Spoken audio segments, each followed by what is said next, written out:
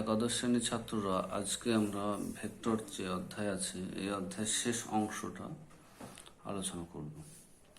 প্রথমে আমি বলে রাখি, আমি শেষ দিন বলেছিলাম ভেক্টর গুণ সম্পর্কে। ভেক্টর গুণ দুই রকম, স্কেলার গুণ এবং ক্রস গুণ বা ভেক্টর গুণ। তো সেই ভেক্টর গুণের ধর্মগুলো আরেকবার রিমাইন্ড করে দিচ্ছি। প্রথমে আমরা বলেছিলাম এ ক্রস বি সমান মাইনাস বি ক্রস এ, অর্থাৎ ডট প্রোডাক্টের ক্ষেত্রে আমরা লিখেছিলাম এ ডট বি সমান বি ডট এ। তাই কমিটটা ভেক্টর ডট প্রোডাক্টের ক্ষেত্রে প্রযোজ্য, কিন্তু এ ক্রস বি যদি এদিকে বি হয়, তখন এ ক্রস বি, এ থেকে বি এর দিকে ক্রস করলে সে যেটা হয় উপর দিকে, আর বি ক্রস এ তখন হয়ে যায় সেটা এবারে ওর বিপরীত দিকে। এটা বি ভেক্টর, এটা এ ভেক্টর। তাহলে এ ক্রস বি এর অভিমুখ আর বি ক্রস এর অভিমুখ বিপরীত দিকে, সেই জন্য এরা পরস্পর বিপরীত ভেক্টর। কোনো একটা ভেক্টর সেই ভেক্টরের ক্রস প্রোডাক্ট করলে কি হয়, সেটা জিরো হয়ে যায়, কারণ আমরা জানি সাইন জিরোর মান হলো জিরো। তাহলে এ ক্রস বি সমান হয় এ এর মান, বি এর মান এবং তাদের অন্তর্বর্তী সূক্ষ্মকোণের সাইন থিটা, এবং এর সঙ্গে একটা একক ভেক্টর থাকে যেটা হলো এ থেকে বি এর দিকে একটা ডান হাতে স্ক্রু ঘোরালে সেই স্ক্রুর গতির অভিমুখটা হলো এই একক ভেক্টরের অভিমুখ। তাহলে যেহেতু এ ক্রস এ দুটো একই ভেক্টর, তখন তাদের অন্তর্বর্তী কোণ থাকে না, তাই জিরো হয়ে যাবে। ঠিক একই ক্ষেত্রে দুটো প্যারালাল ভেক্টর, একটা ভেক্টর আছে তার সঙ্গে আর একটা ভেক্টর সমান্তরাল, সমান হতে তার কোনো নেই, তাদেরও যদি আমরা ক্রস প্রোডাক্ট করি, এটা এ ভেক্টর ধরো, এটা বি ভেক্টর, তাহলে এ ক্রস বি করলে কত পাবো আমরা, একটা নাল ভেক্টর পাবো, শূন্য ভেক্টর পাবো। এবার এ ক্রস বি যদি শূন্য হয় তাহলে আমরা কি কি সিদ্ধান্ত আসতে পারি। একটু আগে লিখলাম এ ক্রস বি মানে এর মান, বি এর মান। এ ক্রস বি এর মান সমান আমরা লিখতে পারি এ ক্রস বি এর মান, আমরা লিখতে পারি এর মান, বি এর মান, তাদের অন্তর্বর্তী কোণের সাইন থিটা। তাহলে এটা শূন্য হওয়া মানে হয় এ সমান শূন্য, অথবা বি সমান শূন্য, কিংবা সাইন থিটা সমান শূন্য। সাইন থিটা সমান শূন্য হলে থিটা সমান হয় 0 ডিগ্রি, সাইন 0 0। এরপর আসছি যে আমরা সাধারণত স্কেলার গুণের ক্ষেত্রে যে এ ডট বি সমান এ বি কস থিটা, এখান থেকে আমরা দুটো ভেক্টরের অন্তর্বর্তী কোণটা নির্ণয় করি। ঠিক একইভাবে আমরা ভেক্টর গুণ থেকেও দুটো ভেক্টর অন্তর্বর্তী কোণ নির্ণয় করতে পারি। সেখানে যদি দুটো ভেক্টর অন্তর্বর্তী কোণ হয় সাইন থিটা, তাহলে সাইন থিটা সমান লিখতে A cross B by A B এর মান। তার মানে থিটা সমান লিখতে পারি sine inverse A cross B by A এর মান, বি এর মান। এখানে একটা মড দিতে হবে, কেন না, নইলে তো একটা একক ভেক্টর আছে, সেই জন্য। তাহলে এটা আমরা তাদের অন্তর্বর্তী কোণ নির্ণয় করতে পারি। তবে বলে রাখি প্রসঙ্গক্রমে যে আমরা চেষ্টা করব বেশিরভাগ ক্ষেত্রে দুটো ভেক্টর অন্তর্বর্তী কোণ নির্ণয়ের ক্ষেত্রে এ ডট বি প্রয়োগ করা, এ ডট বি সমান এ বি কস থিটা, এই সূত্র প্রয়োগ করার চেষ্টা করব, কারণ এখানে আমার অভিমুখের গল্প নাই, এর ডান দিকটা পুরোপুরি স্কেলার। এবার উপাংশ আকারে যদি আমি দুটো ভেক্টরকে ক্রস প্রোডাক্ট করি, এ এবং বি ভেক্টর, এ ভেক্টর উপাংশ হলো, এ ভেক্টরকে যদি আমি লিখতে পারি I cap A X plus J cap A Y plus K cap A Z আকারে, অনুরূপভাবে বি ভেক্টরকে I cap B X plus J cap B Y plus K cap B Z করলে এ ক্রস বি, এটা আমি লিখতে পারি কি I cap J cap K cap, first রোটা, সেকেন্ড রোটা হলো A X A Y Z এবং থার্ড রোটা হলো B X B Y B Z, এর ডিটারমিনেন্ট আকারে। এটা কিভাবে হয় এটা আগের দিন বিস্তারিত বলা হয়েছে, তোমরা আশা করি বুঝতে পেরেছো। কেউ কোনো বুঝতে পারেনি এরকম কোনো মন্তব্য করো নাই, তাই ধরে নিচ্ছি সবাই বুঝেছো। এবার দুটো ভেক্টর পরস্পর সমান্তরাল হলে যেহেতু এ ক্রস বি সমান শূন্য হয়, তাহলে এই যে এ ক্রস বি এর মান আমরা এখন লিখলাম এ ক্রস বি সমান হলো determinant I cap J cap K cap, first row, second row X A Y A Z, third row B X B Y B Z, এটা সমান শূন্য হয়ে যাবে।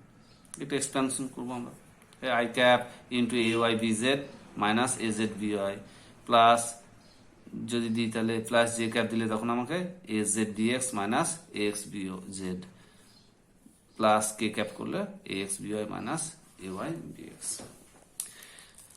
এবার আসি যে ভেক্টর গুণটা অ্যাসোসিয়েশনের ক্ষেত্রেও প্রযোজ্য হয়। যেমন এ ক্রস বি প্লাস সি আছে, এ ক্রস বি প্লাস সি দুটো ভেক্টরের যোগফলের সঙ্গে এ এটা ক্রস প্রোডাক্ট, তাহলে এটাকে আমরা ভেঙে লিখতে পারি এ ক্রস বি প্লাস এ ক্রস সি। এটা প্রযোজ্য হয় ক্রস প্রোডাক্টের ক্ষেত্রে। তাহলে ভেক্টর যুগের নিয়মটা এরা মেনে চলছে।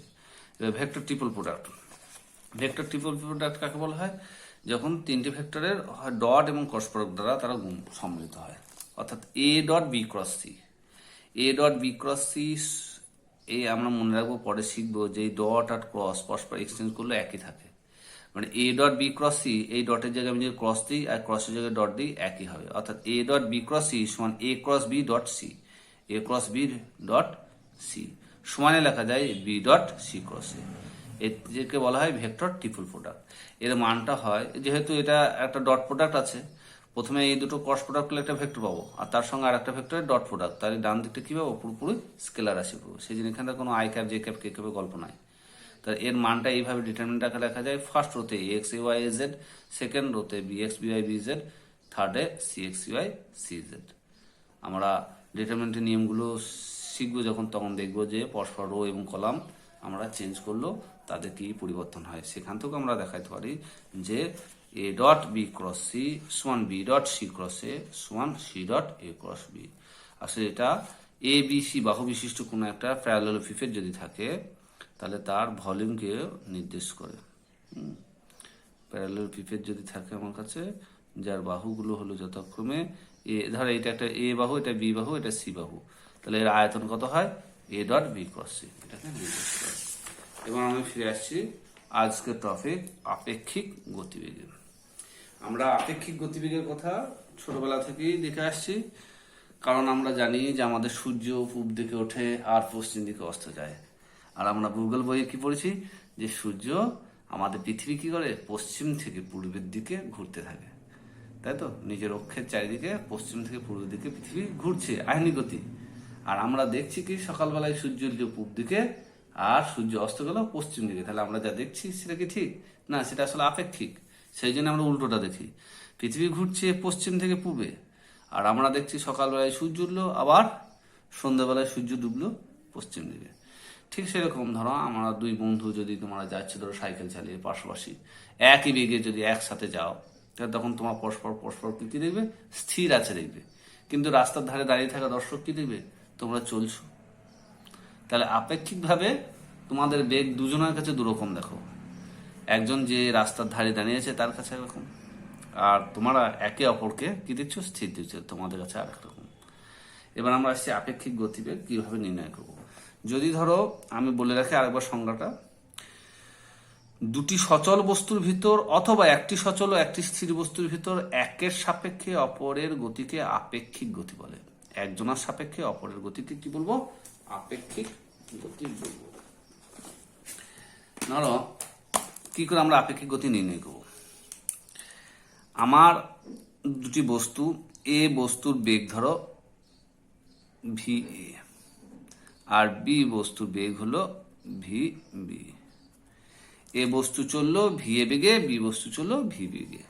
তাহলে এ বস্তুর বেগ বি বস্তুর সাপেক্ষে, এ বস্তুর বেগ বি বস্তুর সাপেক্ষে, এটাই হলো এ বস্তুর আপেক্ষিক বেগ বি বস্তুর সাপেক্ষে। এটাকে লেখা হবে V A minus V B, V A minus V B. ঠিক আছে, এবার এর স্পেশাল কেস আমরা পরপর আলোচনা করি। যে প্রথমত এক নম্বর কেস ধরো ভাবি যে যখন এ বি উভয়ে একই দিকে যাচ্ছে, এও যাচ্ছে এইদিকে, ধরো এ যাচ্ছে ভি এ বেগে আর তোমার বি বস্তু, এ বস্তুর বেগ এটা আর বি বস্তুর বেগ ভি বি। তাহলে এদের মধ্যে আপেক্ষিক বেগ কত? এ বেশি দ্রুততে যাচ্ছে, এ যদি দেখে একে তখন এ দেখবে ও যেন পিছন দিকে যাচ্ছে, বি দেখবে একে পিছন দিকে যাচ্ছে, আর এ দেখবে বি সামনের দিকে যাচ্ছে। তখন আসলে কি হয়? আপেক্ষিক বেগ এ এর বেগ বি এর সাপেক্ষে সমান হবে V A minus V B. অর্থাৎ প্রতি 1 সেকেন্ড অন্তর এ প্রথমে ধরো এখান থেকে যাত্রা শুরু করছে, এর বেগ ধরো 1 সেকেন্ডে ভি এ পরিমাণ এসেছে ভি বি পরিমাণ, তাহলে 1 সেকেন্ড পর এদের মধ্যে তফাৎ কতটা থাকবে? এটা, তাহলে এটাই হবে এদের কি আপেক্ষিক বেগ। 2 সেকেন্ড পর এটা ডবল হয়ে যাবে, এইভাবে হতে থাকবে। তাহলে একই দিকে হলে কোনো অসুবিধা নেই, জাস্ট বিয়োগফল করলে হয়ে যাবে। আমরা ভেক্টর যোগের নিয়ম জানি, ভেক্টর যোগ আসলে এটাকে আমরা লিখতে পারি VA plus of minus VB। সেই হিসেবে আমরা যোগ শিখেছি, মান নির্ণয় এবং তার অভিমুখ কীভাবে নির্ণয় করতে হয় সেইভাবে আমরা নির্ণয় করবো। 2 নম্বর বলছি, যদি পরস্পর বিপরীত দিকে যায়, ধরো এ যাচ্ছে এই দিকে, এখান থেকে যাত্রা শুরু করেছে VA বেগে, আর এখান থেকে যাত্রা শুরু বি যাচ্ছে ধরো VB বেগে, তাহলে কি হবে? এ যাচ্ছে ডান দিকে, ডান দিক থেকে বাঁ দিকে একটা বিন্দুতে যাত্রা শুরু করেছিল, আর বি যাচ্ছে এখান থেকে ডান দিকে গেল, এ গেল বাঁ দিকে। তাহলে এদের আপেক্ষিক বেগ কত হবে? 1 সেকেন্ড পর এ চলে আসবে এখানে, 1 সেকেন্ড পর এ চলে আসবে এখানে, তাহলে তখন এদের মধ্যে আপেক্ষিক বেগ কতটা হবে?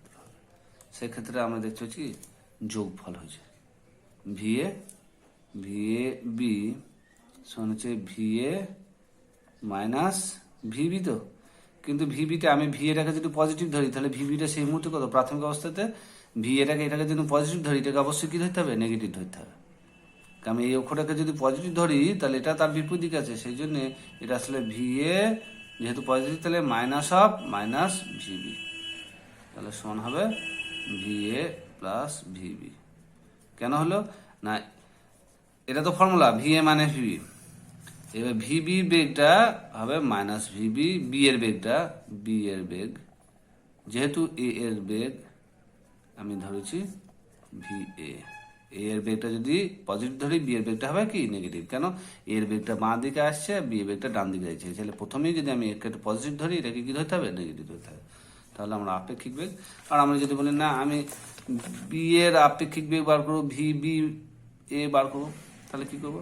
তাহলে আমি লিখবো VB মাইনাস VA। এটা তো ফর্মুলা, বি এর বেগ এ এর সাপেক্ষে সমান বি এর বেগ মাইনাস এ এর বেগ।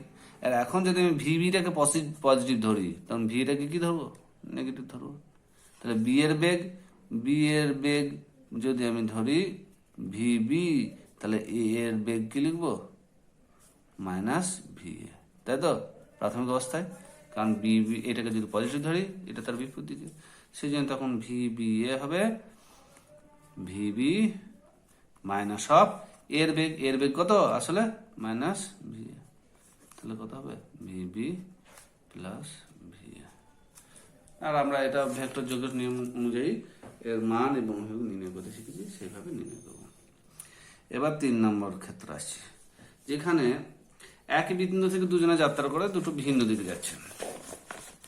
ধরো আমি বিভিন্ন রং ব্যবহার করতে হবে, তাহলে সুবিধা হবে। ধরো এ যাচ্ছে এই দিকে VA বেগের, ঠিক আছে, এ এর বেগ, আর বি এর বেগ ধরো এইদিকে VB। এদের মধ্যে কোণ হলো থিটা। আমি নির্ণয় করতে চাই কি? এ এর আপেক্ষিক বেগ বি এর সাপেক্ষে, এটা মানে কি? VA minus VB। তাহলে এটা যদি ভি হয়, এর সঙ্গে কি করতে হবে? মাইনাস VB যোগ। তাহলে VB যদি এদিকে হয়, তাহলে মাইনাস VB কোন দিকে হবে? এই দিকে হবে। একই দৈর্ঘ্য দেবো, এটা হবে মাইনাস VB। তাহলে মাইনাস VBর সঙ্গে VA এখন যোগ, তাহলে এই দুটো যোগ করলে কি হবে? এই সমান্তরিক। তাহলে VA এবং বি এর মধ্যে যদি কোণ হয় থিটা, তাহলে VA এর সঙ্গে VBর কোণ কত হবে? 180 ডিগ্রি প্লাস থিটা, কারণ এটা দেখো 180 ডিগ্রি, আর এটার সঙ্গে থিটা, তাহলে 180 ডিগ্রি প্লাস থিটা হবে। তাহলে সেটা কোথায় যাবে? এই এটা কি হলো? VAB, এটা হবে VAB। VAB কার সঙ্গে কোণ করেছে সেই অনুযায়ী আমরা নির্ণয় করবো, হয় এর সঙ্গে কোণ ফাই ধরবো কিংবা এর সঙ্গে ফাই ধরবো, লব্ধটা। তাহলে এটা হলো VA, এটা হলো মাইনাস VB, এদের আপেক্ষিক VAB হলো এই দিক বরাবর, তাই তো? তাহলে এই রাশিমালা আমরা কি শিখেছি। এখন তোমরা দেখো যে এটা কত ডিগ্রি। আমরা যদি এই ভেতর দিকে কোণ ধরি, ভি এর সঙ্গে এই কোণটা কত? ভি এর সঙ্গে মাইনাস VB কোণটা কত? এই যদি থিটা ধরি, তাহলে এই গোটাটা 180°, তাহলে এটা হতো 180 মাইনাস থিটা। তাহলে আমরা রাশিমালা শিখেছি আর স্কোয়ার সমান A square plus B square plus 2ab cos থিটা। ঠিক সেরকম আমরা VAB এর মান পাবো কত, রুট আন্ডার এ স্কোয়ার মানে VA square plus B square মানে মাইনাস VB স্কোয়ার মানে VB স্কোয়ারই হবে, প্লাস 2ab, তাই তো? হ্যাঁ, প্লাস 2ab কত হয়, 2VA VB cos 180 minus theta. আমি এখানে প্লাসটা কেন লিখলাম না, আমি দেখছি যে cos 180 মাইনাস থিটা মানে সেকেন্ড কোয়াড্রান্ট পড়ছে, তাহলে সেকেন্ড কোয়াড্রান্ট কসটা হয় কি নেগেটিভ, সেই জন্য এখানে মাইনাস cos থিটা আসবে। ঠিক আছে, তাহলে এটা লিখতে হবে, এটা মাইনাস কি জন্য প্লাস ছিল, কিন্তু এই cos 180 মাইনাস থিটার জন্য মাইনাস এসেছে, সমান হবে এটাই, মানে এটা এক লাইন বেশি লিখি তাহলে সুবিধা হবে, এটা 180 মাইনাস থিটা। তাহলে এটা লিখবে তো VA স্কোয়ার যুক্ত VB square plus minus 2VA VB cos theta, যেহেতু cos 180 মাইনাস থিটা সমান মাইনাস cos থিটা। এটা তোমার ত্রিকোণমিতিতে শিখেছ। আচ্ছা, tan ফাই কি করে নির্ণয় করবো? tan ফাই অভিমুখটার পেতে হবে, tan ফাই সমান যার সঙ্গে কোণ করবে তার, এইটি যদি আমি ধরি ফাই, ফাই যদি করি তাহলে এর সঙ্গে কোণ করছে ফাই, তাহলে এটা তাহলে VA sine theta, sine 180 minus theta মানে হলো সাইন থিটা, এরা 180 minus theta by VA plus VB cos 180 minus theta সমান হলো VA sine theta by VA minus VB cos theta, VA minus VB cos theta, কারণ এই sine theta 180 minus theta মানে theta, আর cos 180 minus theta মানে minus theta, তাহলে 5 পেয়ে গেলাম আর মান পেয়ে গেলাম। এবার যদি আমরা VAB বার করি, আমরা আগেটা বার করলাম VAB, এখন যদি VBA বার করি, VBA সমান কত, কি করবো, ওই অনুরূপভাবে VB মাইনাস VA, ছবিটা আর একবার আঁকতে হবে, সেটা হলো আমি VA এঁকেছিলাম কোন দিকে, এইদিকে VA, VB কোন দিকে ছিল, VB ছিল এইদিকে, B বস্তুর বেগ, VB এইদিকে, তাহলে VBA সমান VB মাইনাস VA, তাহলে কারণ VA এটাকে এদিকে বাড়াতে হবে নেগেটিভ দিকে, এই যতটা সমান করে নেবো দিয়ে এর সঙ্গে যোগ করতে হবে, লিখে গেল, এর সমান্তরাল হবে এই VB সমান্তরাল, এটা হলো VBA। আগেটা যেভাবে করা হয়েছে এটাও সেই একই রকম হবে। এর যদি কোণটা হতো থিটা, তাহলে এখন এই কোণটা কত হবে, এই কোণটা কত, এই যদি VA হয় এটা হবে মাইনাস VA এর সঙ্গে VB কোণ কত, 180 মাইনাস থিটা, 180 মাইনাস থিটা, তাহলে আগের মতোই হবে। রাশিমালা কিন্তু শিখলাম, অর্থাৎ কি রাশিমালা হবে, VB এর রাশিমালা হবে রুট আন্ডার VA স্কোয়ার যুক্ত VB square minus 2VA VB cos theta, কেন ওই 180 মাইনাস থিটার জন্য মাইনাসটা এলো। আর tan ফাই যদি আমি করি, tan ফাইটাকে আমি কার সাথে কোণটাকে ফাই ধরছি, আমি যদি এই V এর সঙ্গে কোণটা রেজাল্টান্টে এইটিকে যদি ফাই ধরি, এটা ফাই না ধরে ধর অন্য কিছু ধরি, থিটা ধরি, এই বিটা ধরি, বিটা এই কোণটাকে সমান বিটা ধরছি, এই কোণটা বি এর সঙ্গে যে কোণটা করছে এটাকে বিটা ধরছি, তাহলে কি লিখতে পারি, কারণ আগেটা ফাই ধরেছি তো, ট্যান বিটা সমান লিখতে পারি VB sine 180 minus theta by VA plus VB cos 180 minus theta সমান হবে VB sine theta by VA minus VB cos theta. তা এইভাবে আমরা কিগুলো শিখবো, যে আপেক্ষিক গতি নির্ণয় করা শিখবো। এর একটা বিশেষ ক্ষেত্র আমি বলি, এটা আমরা প্রায় দেখি যে যখন জোরে বৃষ্টি পড়ে বা জোরে ঝড় হয়, আমরা যদি সাইকেল চালানোর চেষ্টা করি তাহলে দেখবো যে ছাতাটা কি হয়, পিছন দিকে উড়ে পালাতে চায়। বৃষ্টির ক্ষেত্রে কি হয়, বৃষ্টির ক্ষেত্রে জোরে খাড়া উপর থেকে নিচে দিকে বৃষ্টি পড়ছে, আমি যদি এই বৃষ্টি মাটি যেতে চাই তখন দেখবো আমার গাটা পুরো ভিজে যাচ্ছে। আমাকে কি হয়, এখন ছাতাটাকে মাখাইতে হয়, তাই তো, ছাতাটাকে মাখাইতে হয় যাতে আমি না ভিজি। তোমরা দেখবে যে কোনো গাড়ি যখন চলে তখন গাড়ির সামনে যে কাঁচ থাকে, খাড়া বৃষ্টি পড়ছে, সামনের কাঁচটা দেখবে ভিজেছে, পেছনের কাঁচটা কিছু হয় না। তখন গাড়ি যখন যাচ্ছে তখন ওই বৃষ্টির বেগটা আর এরকম থাকে না, গাড়ির গতির সাপেক্ষে তখন বৃষ্টির বেগটা পাল্টে যায়। হ্যাঁ, সেটা আমরা নির্ণয় করব, বৃষ্টির বেগ কি হয় ব্যক্তির সাপেক্ষে। তো ধরো বৃষ্টির বেগ, হ্যাঁ আমি দেখছি খাড়া বৃষ্টির বেগটা ধরছি রেন, তাহলে ভি আর ধরি, আর মানুষ চললো ধরলাম, তাহলে মানুষের বেগ কি, একটা গাড়ি চললো মানুষ সমান ভি ম্যান ধরছি, তাহলে ভিএম ধরি। তাহলে ব্যক্তি চললো কোন দিকে, ব্যক্তি চললো অনুভূমিক দিক বরাবর, এটা হলো ব্যক্তির বেগ। আর বৃষ্টি পড়ছে কোন দিকে, খাড়া নিচের দিকে পড়ছে, অর্থাৎ এই দিকে পড়ছে বৃষ্টি, কার বেগ, রেন ভি আর। এখন বৃষ্টির বেগ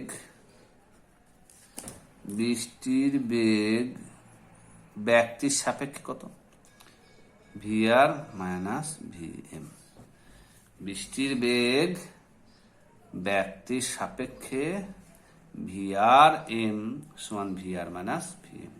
এইদিকে যদি ভি এম হয় তাহলে এটাকে মাইনাস দিকে বাড়াইতে হবে, তো ঠিক যতটা ততটাই বাড়াইতে হবে। কিন্তু এবার এদের দুজনে লব্ধি, সেটা কত হবে, এটা কি হবে মাইনাস ভি এম, এটা হবে ভি আর এম। তাহলে মনে হবে যেন বৃষ্টিটার দিকে পড়ছে, না তখন যখন তাহলে একটা ব্যক্তি যখন খাড়া বৃষ্টি পড়ছে সেই মধ্যে দিয়ে যাবে একটা বেগ নিয়ে, তখন কি হবে, তার কাছে বৃষ্টির মনে হবে এই দিকে আসছে, এই ভি আর এম। সেই জন্য আমাদেরকে ছাতাকে মাখাতে হয়, সেই জন্যই গাড়ির কাছের বৃষ্টির ছাট আসে, তাই তো। তাহলে এটা নির্ণয় করবো আমরা, কী করে করবো, আমরা ধরে নেবো যে এই দুটোর মধ্যে কোনটা কত, সেই হিসাবে আমরা নির্ণয় করতে পারবো। কারণ আমরা যে খাড়া বেগ এই দুটো কত, অন্তত খাড়া পড়ছে মানে থিটা আছে, থিটা 90 ডিগ্রি, তাহলে এটা কত হবে, এটা 90 ডিগ্রি হবে, কারণ এটা গোটাটা 180 ডিগ্রি, তাহলে 90 ডিগ্রি, এটা 90 ডিগ্রি। তাই ভি আর এম এর মান দুটো ভেক্টর যদি পরস্পর লম্ব হয় তাদের মান কি হয়, root under V M square যুক্ত ভি আর স্কোয়ার, কারণ কস 90 ডিগ্রি মান কত হয়, 0, সেই জন্য। এবার মনে করি যদি কত কোণে পড়ছে, তাহলে উল্লম্বের সাথে ধরলাম ধরো থিটা কোণে পড়ছে, তো উল্লম্বের সঙ্গে যদি থিটা কোণে করে তাহলে ট্যান থিটার সমান কত, ট্যান থিটা সমান লম্ব বাই ভূমি, এটা মানে কত, লম্ব মানে ভি এম বাই, এটাই V M by V R, tan থিটার সমান কত, তাহলে থিটার সমান কত, থিটার সমান পাবো আমরা tan inverse V M by V R. তাহলে আমরা মানও পেয়ে যাব আর অভিমুখও পেয়ে যাব। এবার আমাদেরকে অঙ্ক করতে হবে এই আপেক্ষিক গতিবেগে। আর একটা কথা বললে, আপেক্ষিক ত্বরণ, কিছু অঙ্ক থাকে তাতে আপেক্ষিক ত্বরণের ব্যাপার থাকে। চলন্ত ট্রেনে তোমার একটা আছো, সেখানে ট্রেনের ত্বরণ আছে, হয়তো ট্রেনটা বাড়ছে বেগটা ক্রমশ, আর একটা উপর থেকে নিচে একটা বস্তু পড়ছে ধরো, তাহলে কোন দিকে পরিপূর্ণ হবে, কারণ উপর থেকে নিচে বস্তু অবাধে পড়ছে, অবিকর্ষ ত্বরণ আছে, আবার ট্রেনে একটা ত্বরণ আছে, তখন একটা ত্বরণের সাপেক্ষে আর একটা ত্বরণ আমাদেরকে নির্ণয় করতে হবে। ঠিক যেইভাবে আমরা আপেক্ষিক বেগ নির্ণয় করলাম, ওই একইভাবে আপেক্ষিক ত্বরণ নির্ণয় করতে হয়। কিভাবে না, আমরা জানি এ বস্তুর ত্বরণ যদি ধরো আমি ধরে নিই A1 আর বি বস্তুর ত্বরণ যদি ধরে নিই A2, তাহলে এ বস্তুর আপেক্ষিক ত্বরণ যদি আমি ধরি এ, তাহলে এ সমান হবে A12 মানে হলো 1 এর ত্বরণ 2 এর সাপেক্ষে, মানে A1 মাইনাস A2, ওগুলো সবই ভেক্টর। তাহলে আপেক্ষিক ত্বরণ এইভাবে ওই ভেক্টর যোগের নিয়ম অনুসারে একইভাবে এদের নির্ণয় করতে পারবো, যেভাবে আমরা আপেক্ষিক বেগ শিখলাম। এবার আমরা আসি প্রাস। প্রাস কি জিনিস, এটা শেষ অংশ। প্রাস মানে ভূপৃষ্ঠের উপর যে কোনো দিকে নিক্ষিপ্ত কোনো বস্তু যদি কেবলমাত্র অভিকর্ষজ ত্বরণের প্রভাবে থাকে এবং চলতে থাকে, তাকে বলবো ওই বস্তুকে প্রাস। মানে কোনো একটা বস্তুকে আমি ঢিলকে ধরো উপর দিয়ে ছুড়ে দিয়েছি, এটা খারাপ উপর দিয়ে ছুটতে হবে তার কোনো মানে নেই। যে কোনো দিকে যদি আমি নিক্ষিপ্ত কোনো বস্তু কেবলমাত্র অভিকর্ষজ ত্বরণের প্রভাবে চলতে থাকে, তখন সেই বস্তুকে আমরা বলবো প্রাস। ইংরেজিতে বলা হয় প্রজেক্টাইল। তাহলে আমরা প্রাসটা দ্বিমাত্রিক গতির কথা ভাবা হয়েছে, যে আমি একটা বস্তুকে কি করেছি, একটা বিন্দু থেকে ছুঁড়েছি, যে বিন্দু থেকে ছড়িয়েছি সেই বিন্দুকে আমরা বলবো প্রক্ষেপ বিন্দু। যে বিন্দু থেকে আমরা প্রাসটিকে ছড়া হচ্ছে তাকে বলা হয় প্রক্ষেপ বিন্দু। অনেক বই নিক্ষেপ বিন্দু আছে, একই কথা। আর প্রাসটা যে পথ অনুসরণ করে যায়, ধরো একটা পথ অনুসরণ করে গেল, কিরম পথ আমরা দেখবো কেমন নির্ণয় করা হয়, তাকে বলবো ওই প্রক্ষেপ পথ। আর ছোড়ার সময় বা নিক্ষেপ করার সময় অনুভূমিকের সাথে যে কোণে ছোড়া হবে, অনুভূমিকের সঙ্গে যে কোণ করে ছোড়া হচ্ছে সেই কোণটাকে বলা হয় প্রক্ষেপ কোণ। তাহলে আমরা কয়েকটা পদ শিখলাম, এগুলো জাস্ট জেনে রাখলে হবে। প্রক্ষেপ বিন্দু, যে বিন্দুকে ছোড়া হয়, প্রক্ষেপ পথ, যে পথ অনুসরণ করে, আর প্রক্ষেপ কোণ, যে কোণে ছোড়া হয়, তাই তো। আর একটা শিখবো প্রক্ষেপ সীমা। সীমা মানে একে ছুঁড়েছি যতটা ও অনুভূমি দিকে গিয়েছে সর্বোচ্চ, অনুভূমিক দিকে যে দূরত্ব অতিক্রম করবে তাকে বলবো ওর প্রক্ষেপ সীমা। ইংরেজিতে বলা হরাইজন্টাল রেঞ্জ। হ্যাঁ, আর এটাকে বলা হয় প্রাস। তাহলে প্রাস কি শিখলাম, ভূপৃষ্ঠের উপর যে কোনো দিকে নিক্ষিপ্ত কোনো বস্তু যদি কেবলমাত্র অভিকর্ষর প্রভাবে চলতে থাকে, তখন সেই বস্তুকে বলে প্রাস। এবার আমরা এই প্রাসের গতি সামনে পাস করব। ধরো এখানে দ্বিমাত্রিক গতি, তাই আমাদের খেয়াল রাখতে হবে। আমি একটা প্রাসকে প্রাথমিক অবস্থায়, ধরো আমি বলছি এটা একটা মূল বিন্দু, আমি একে প্রাথমিক অবস্থায় ইউ বেগে নিক্ষেপ করেছি। হ্যাঁ, তাহলে যে প্রাথমিক বেগ ছিল সেটা হলো ইউ। তাহলে আমি ইউকে কি করব, দুটো অংশে ভাগ করব, একটা হলো অনুভূমিক দিকে আর একটা হলো উল্লম্ব দিকে। তাহলে ইউ প্রাথমিক বেগ আমি প্রক্ষেপ করেছি অনুভূমিকের সঙ্গে থিটা কোণ করে, অনুভূমিকের সঙ্গে থিটা কোণ করে। তাহলে প্রক্ষেপ কোণ সমান কত হলো, থিটা। তাহলে অনুভূমিক উপাংশ কত হলো, অনুভূমিক উপাংশ ইউ এক্স, এক্স অক্ষ বরাবর হচ্ছে, সমান লিখবো ইউ কস থিটা। এটা যদি ইউ হয় তাহলে এটা হবে ইউ কস থিটা, এটা হবে ইউ সাইন থিটা। আর উল্লম্ব উপাংশ যেহেতু ওয়াই অক্ষ বা ইউ ওয়াই হচ্ছে সমান ইউ সাইন থিটা। আমরা বস্তুটার বেগটাকে দুটো ভাবে ভাগ করে নিলাম। এবার আমরা আমাদের আলোচনাটা সহজ হয়ে যাবে। কেন না, এই অনুভূমিক বেগটা কেবলমাত্র অনুভূমিক দিকে নিয়ে যাবে, এর সাথে এই উল্লম্ব বেগের কোনো প্রভাব থাকবে না। আর উল্লম্ব বেগটা কেবলমাত্র উল্লম্ব দিকে গতির জন্য দায়ী হবে, এই অনুভূমিক বেগটা উল্লম্ব দিকে কোনো প্রভাব থাকবে না। এটাই গতির নিয়ম। তাহলে অনুভূমিক উপাংশটা কি করবেন, আমি যদি ধরে নিই বাতাস কোনো বাধা দিচ্ছে না, বাতাসে বাধা যদি অতি নগণ্য ধরে নিই, তাহলে ধরবো যে এখানে কোনো ত্বরণের গল্প নাই, তাহলে এটা স্থির মানের বেগ, এই বেগটা নিয়ে ও অনুভূমিক দিকে চলতে থাকছে। আর উল্লম্ব বেগটার ক্ষেত্রে কি হয়েছে, আমরা যেন উল্লম্ব দিকে যেখানে যাবে তখনই অভিকর্ষ তরঙ্গকে কি করবে, নিচের দিকে টানবে। তাহলে তাহলে উল্লম্ব দিকে বেগটার উপর একটা মন্দন কাজ করছে, কি অভিকর্ষ ত্বরণটা। তাহলে এই বেগটা কি হবে, একটা সময়ে কমতে কমতে শূন্য হয়ে যাবে, সর্বোচ্চ বিন্দুতে উঠবে, দিয়ে আবার অবাধে অভিকর্ষ ত্বরণের প্রভাবে আবার নামতে থাকবে। তাহলে এই উল্লম্ব বেগটা বাড়া কমার ব্যাপার থাকছে, অনুভূমিক বেগটার নয়।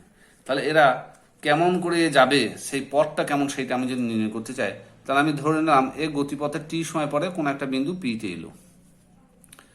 এই গতিপথের টি সময় পরে ও ধরো পি বিন্দুতে এলো, পি বিন্দু স্থানাঙ্ক আমি ধরলাম এক্স ওয়াই, মানে এইটুকু এক্স আর এইটুকু আমি ওয়াই ধরে নিলাম। তাহলে আমি কি লিখতে পারি, যে এক্স দূরত্ব যেহেতু অনুভূমিক দিকে গেছে টি সময়ে, তাহলে এক্স দূরত্ব এই টি সময়ে যতটা দূরত্ব যায় সেটা যদি এক্স ধরি, এক্স সমান হবে ইউ এক্স ইন্টু টি, যেহেতু ইউ এক্সটা স্থির মানের বেগ অনুভূমিক দিকে গেছে টি সময় পরে, তাহলে ইউ এক্স সমান কত, ইউ কস থিটা ইন্টু টি, এটা লিখতে পারি। আর উল্লম্ব দিকে কি বেগ আছে, উল্লম্ব দিকেও গেছে কতটা, এইটি উল্লম্ব দিকে উচ্চতা উঠেছে ওয়াই, এটি হলো অনুভূমিক দিকে এক্স।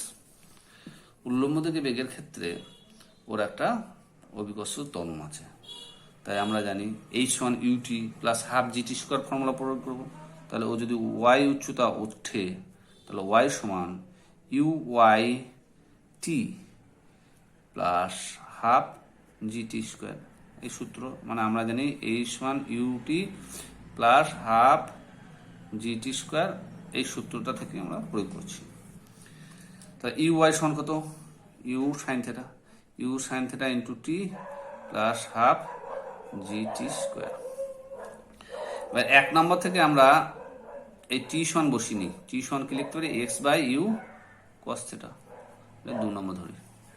1 নম্বর সমীকরণে এই টিটা সমান কি লিখতে পারি, এই এক্সটা বললে ইউ এক্সটাকে ভাগ করে ইউ কস থেটা এই নাম বাঁ দিকে পাঠিয়ে দিলাম, দিয়ে ঘুরিয়ে লিখলাম, দিয়ে 3 নম্বর সমীকরণে বসাচ্ছি, এটি 3 নম্বর সমীকরণ, ওই 1 নম্বর সমীকরণটা। তাহলে ওয়াই সমান কি লিখবো, U sine theta into T, T সমান হলো X by U cos theta plus half G into T square, মানে X square by U square cos square theta, U কেটে যাবে, তাহলে X tan theta plus half,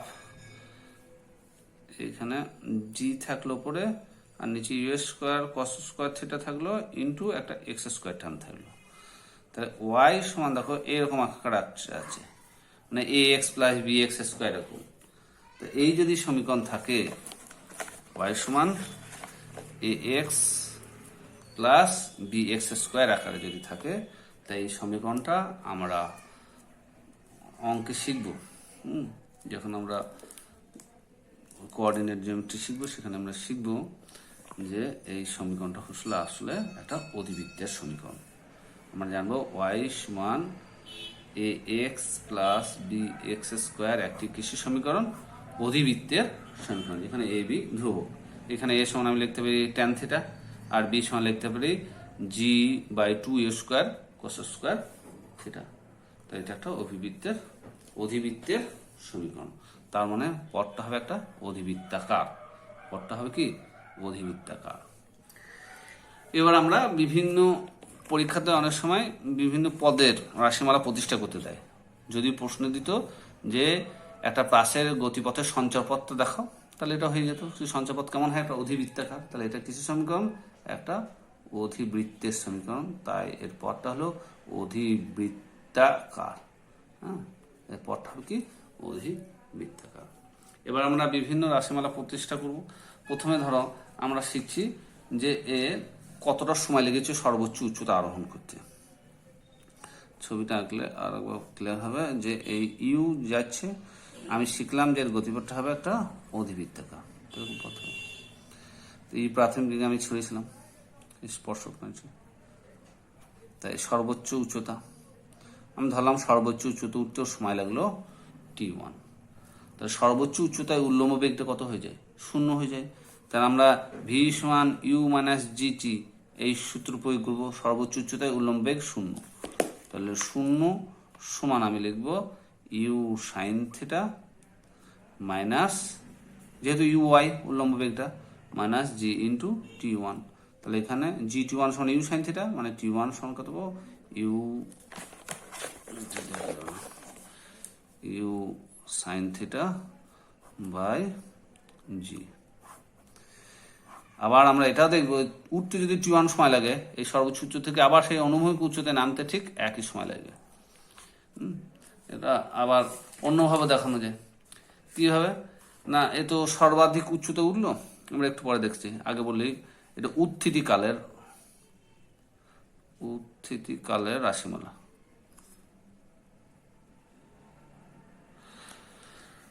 আর সর্বোচ্চ উচ্চতা কতটা ওঠে, সর্বোচ্চ উচ্চতায় কি হবে, সর্বোচ্চ উচ্চতা ওঠার সময় ওর উল্লম্ব বেগটা শূন্য হয়ে যাবে। প্রাথমিক উল্লম্ব বেগ ছিল ইউ ওয়াই আর অনুভূমিক বেগ ছিল এটা ইউ এক্স, এটা ইউ ওয়াই। ইউ ওয়াই প্রাথমিক বেগটা কি হবে, কমতে কমতে সর্বোচ্চ উচ্চতায় শূন্য হয়ে যাবে। তাহলে আমরা সেই ভি স্কোয়ার সমান U square minus two G H এই সূত্র প্রয়োগ করবো। তাহলে সর্বোচ্চ উচ্চতায় শূন্য, তাহলে শূন্য স্কোয়ার সমান ইউ স্কোয়ার মানে ইউ ওয়াই স্কোয়ার মানে U square sine square theta minus two G into সর্বোচ্চ উচ্চতা হচ্ছে এইচ উচ্চতা যদি হয়, তাহলে সর্বোচ্চ উচ্চতার ফর্মুলা কি হবে, এই টু জি এইচ সমান U square sine square theta মানে এইচ সমান হবে U square sine square theta by two জি।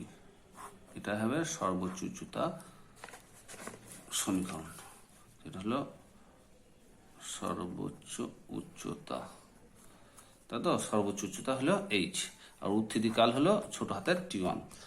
আর কতক্ষণ বাতাসে থাকবে সেটা হবে টাইম অফ ফ্লাইট মানে উড্ডয়ন কাল। এবার সর্বোচ্চ উচ্চতা এইচ ছিল, তখন ওর সময় কত হলো তোমার তো বেগ কত হলো শূন্য, আবার এই বাড়তে বাড়তে বাড়তে বাড়তে বেগ এখানে এসে বেগবে। তা আমরা জানি যে সর্বোচ্চ উচ্চ থেকে আরোহণের সময় যদি টি টু হয়, তাহলে গতিবেগ সমীকরণ আমরা জানি যে H one U T plus half G T square, এই ফর্মুলা জানি, সেখান থেকে প্রয়োগ করতে পারবো। H one U T plus half G T square, এই সমীকরণ থেকে আমরা প্রয়োগ করতে পারি যে টি টু সময় মানে এইখান থেকে এইটুকু নামতে যদি টি টু সময় লাগে, তাহলে এইচ সমান হবে প্রাথমিক কত ছিল সর্বোচ্চ উচ্চতায় শূন্য, তাহলে ইউ শূন্য plus half G T two square, এটা টি টু ধরছি যে সময়টাও নামতে সময় লেগেছে। তাহলে আমি এইচ সমান কি পেলাম একটু আগে, U square sine square theta by two G সমান আমি লিখতে পারবো half G T two square. দেখো এই হাফ জি কেটে দাও উভয় পক্ষে, তা টি টু সমান কত পাবো, টি টু সরি এখানে জি স্কোয়ার একটা থাকবে তো হাফ জিটি, তাই তো ঠিক লাগলাম, U square sine square theta by two G সমান হাফ জি টি স্কোয়ার। এখানে নিচে জি আছে, এখানে কি করে কাটে, হাফ হাফ কাটবে শুধু, জি থাকবে U square sine square theta আর বলে কি U square sine square by two G equal to half G T two square. তার মানে টি টু স্কোয়ার সমান লিখতে পারি U square sine square theta বা এই হাফ হাফ কেটে দেবে, এই জিটা এখানে আসবে জি স্কোয়ার আসবে। তার মানে আমি টি টু লিখতে পারি বর্গমূল করলে you sine theta by G, আর এইটা মানে দেখো তোমরা আগেই পার করছি টি ওয়ানের সাথে সমান, টি ওয়ান আর টি টু সমান, সেই জন্য বললাম উঠতে যত সময় লাগবে নামতেও সময় লাগবে। আর যতক্ষণ এরা বাতাসে থাকছে সেই সময়টাকে আমরা বলবো কি টাইম অফ ফ্লাইট, মানে এটা যদি টি ওয়ান হয় এটা যদি টি টু ধরি তাহলে এটা হবে টি ওয়ান প্লাস টি টু। তো উত্থিতিকাল কি হবে একটু যোগ করবো, উত্থিতিকাল যদি আমি কতক্ষণ বাতাসে উড্ডয়ন কাল যদি টি ধরি টি সমান হবে টি ওয়ান প্লাস টি টু, টি ওয়ানও যা টি টুটাই মানে ওটা টু টি ওয়ান ধরতে পারি, তাহলে এটা হবে two into U sine theta by G, তাহলে এটা হবে টি এর রাশিমালা two U sine theta by G. আর শেষ রাশিমালা হলো যে ওই সীমা কি অনুভূমিক সীমা প্রাসের সীমা কতটা যাচ্ছে তাকে বলছি ওর প্রক্ষেপ সীমা। সেই প্রক্ষেপ সীমা যদি হরাইজন্টাল রেঞ্জ বলা হয় আর দিয়ে সূচিত করি, তাহলে আর সমান হচ্ছে কতক্ষণ বাতাসে থাকছে ততক্ষণ ও অনুভূমিক দিকে যাবে, ইউ এক্স ইন্টু টি। এই বেগটা তো নির্দিষ্ট, তাহলে এটা মান হলো ইউ কস থিটা, আর টি কত 2u sign theta by G সমান ইউ ইউ হয়ে ইউ স্কোয়ার হবে, আর 2 sine theta cos theta by G, আর 2 সাইনের সাইন কস বি, তার মানে এটা হলো U square by G into sine 2 থিটার ফর্মুলা। তাহলে আর সমান হবে এখানে একটা আমরা শিখতে পারবো যে কত ডিগ্রি কোণে আমি নিক্ষেপ করলে সবচেয়ে বেশি দূর যাবে। সবচেয়ে বেশি দূর যেতে গেলে এই রাশিমালাটার মান সর্বোচ্চ হতে হবে। এই রাশিমালাটার মান সর্বোচ্চ আমরা সাইন 2 থিটার মান সর্বোচ্চ হওয়া মানে কত 1 হওয়া, মানে হলো সাইন 90 ডিগ্রি হওয়া, মানে 2 থিটা সমান 90 ডিগ্রি হওয়া, অর্থাৎ থিটা সমান হওয়া 45 ডিগ্রি। তো আনুভূমিক সাথে কোনো বস্তুকে যদি 45 ডিগ্রি কোণে ছোড়া হয় তাহলে সে কি করবে, সর্বোচ্চ দূরত্ব অতিক্রম করবে। যেটা উল্লম্ব দিকে ছড়ার ক্ষেত্রে উল্টোটা, উল্লম্ব দিকে সর্বোচ্চ উঁচু উঠবে উপরের দিকে, কখন না যখন আমাকে থিটাটাকে খাড়া অপরের দিকে ছড়া হবে, অর্থাৎ 90 ডিগ্রি, কারণ সেখানে শুধু সাইন থিটার দামটা আছে। উল্লম্ব দিকে উচ্চতা দেখো তোমার আর একবার দেখো এইচ এর রাশিমালাটা, এইচ এর রাশিমালা U square sine square theta by 2জি, এর মান সর্বোচ্চ কখন হয় 1, মানে সাইন থিটা আছে, তাহলে 1 মান সাইন 90 ডিগ্রি সমান 1। তো উল্লম্ব দিকে সর্বোচ্চ উচ্চতা উঠবে যদি ওটাকে খাড়া অপর দিকে ছোড়া হয়, আর অনুভূমিক দিকে সর্বোচ্চ উচ্চতা যাবে যদি অনুভূমিকের সাথে 45 ডিগ্রি কোণ করে কোনো বস্তুকে নিক্ষেপ করা হয়। এই গেল প্রাস। তো এটাই আমাদের অধ্যায় সমাপ্ত হলো। আমি একটা প্রশ্ন গ্রুপে দিয়ে দেবো, তোমরা সেই প্রশ্নটা সমাধান করার চেষ্টা করবে।